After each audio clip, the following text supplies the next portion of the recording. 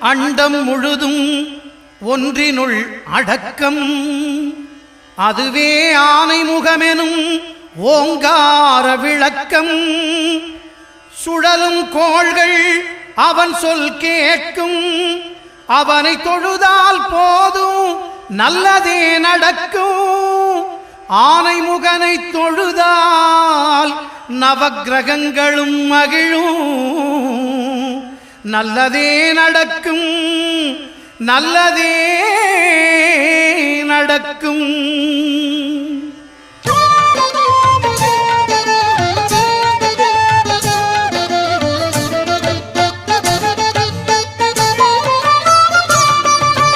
ஒன்பது கோளும் ஒன்றாய் காண அங்கு கற்பகம் என்னும் கடவுளின் மெய்யில் ஒன்பது கோளும் ஒன்றாய் காண அங்கு கற்பகம் என்னும் கடவுளின் மெய்யில் சூரியன் முதலாய் 9 கிரகமும் பலவித குணங்களை கொண்டிருக்கும் எங்கள் கற்பக தருவில் அவை வரும்போது ஒன்றாய்